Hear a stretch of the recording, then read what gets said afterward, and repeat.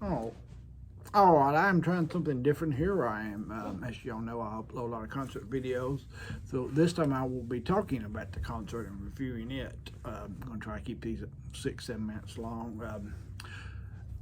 This was a Dailey and Vincent Landfest Christmas show. I believe the first one they've done this year in Hiwassee, Georgia, which is in North Georgia. And the lineup was Rhonda Vincent, and then Dailey and Vincent, and then Boots and Roots, which is Aaron Tippin slash Collin Ray slash Sammy Kershaw.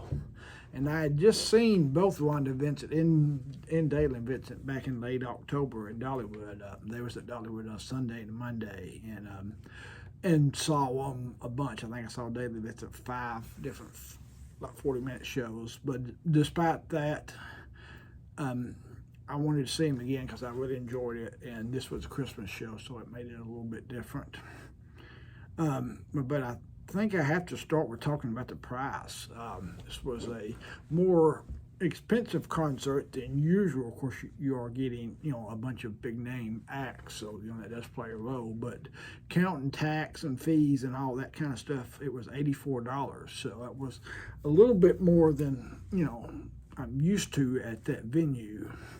And I went on a Friday. They had it Friday and Saturday, and I do not know how crowded it was Saturday, but that Friday I would project it's about 50, only about 50% full. So that surprised me a little bit. And my guess is that is related to the price.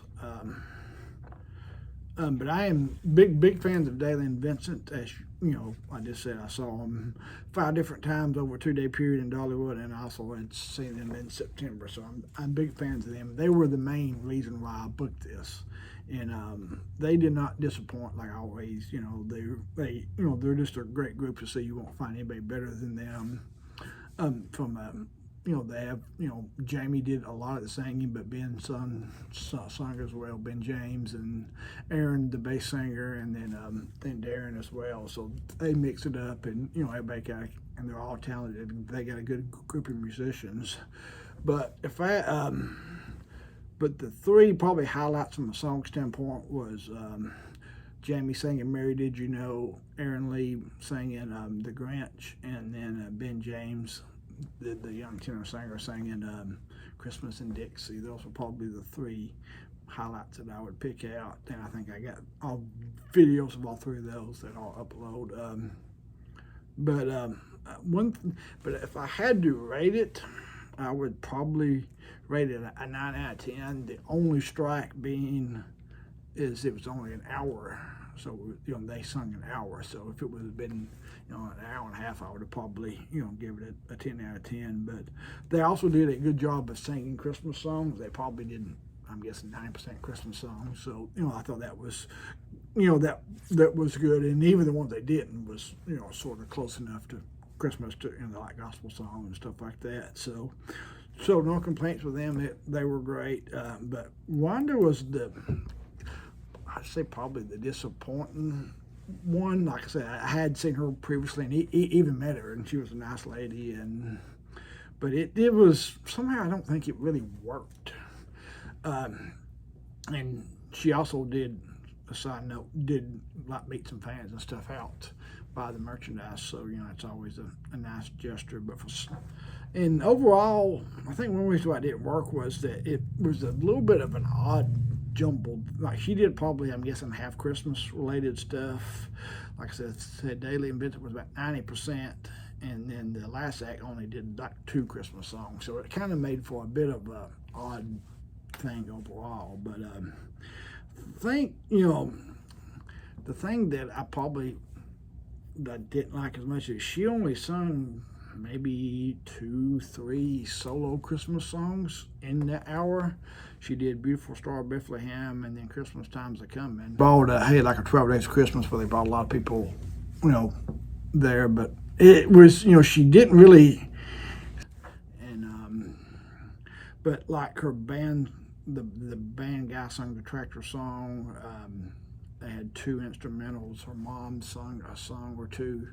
So when you got an hour show and you kind of get 4 or 5 of those things thrown in there, that takes up about half the time. So that was kind of the knock that I would would do. I would just have liked to seen her sing more, just like traditional Christmas songs or just anything like that. So, but I don't know. So that was kind of my knock. So I would probably rate it her side of 6.5 out of 10 or something like that. The last one, like I said, was if I had to rate Sammy Kershaw, Aaron Tippin, and Collin Ray, I would probably rank Sammy Kershaw one of those three in my personal rankings.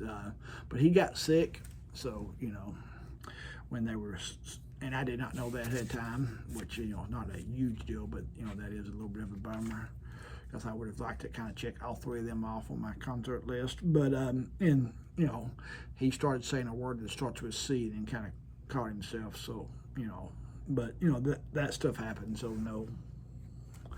But Collin's, but the biggest, but Collin does have a good voice. His song selection. I mean, his song that he released probably was not as high on my personal list as Aaron's was, but he does still have a good voice. And even Aaron, who's not really known for his voice, did sound like he always had, I thought.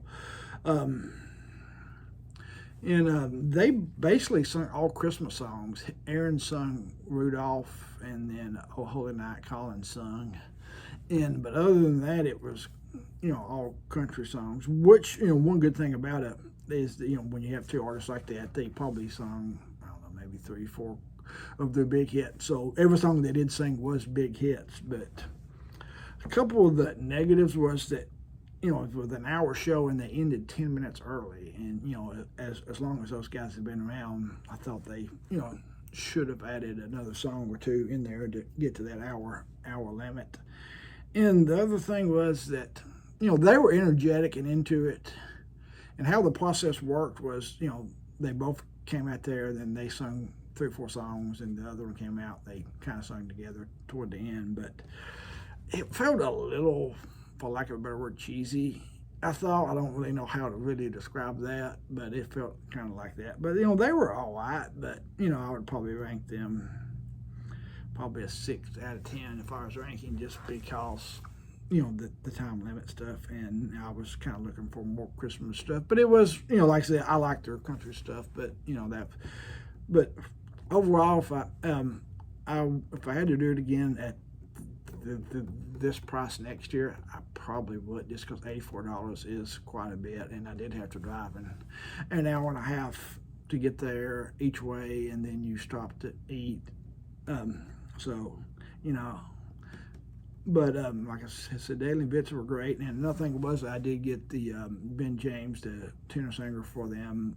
I got his new Christmas CD that he's a part of, and got it autographed and stuff that came pre-done, so that was a good thing. But and I also did get to see the Christmas lights that they did in Hiwassee, which I'll post a video of. But that's it. That's my honest review of the Hiwassee, Georgia Dailey Vincent Christmas review.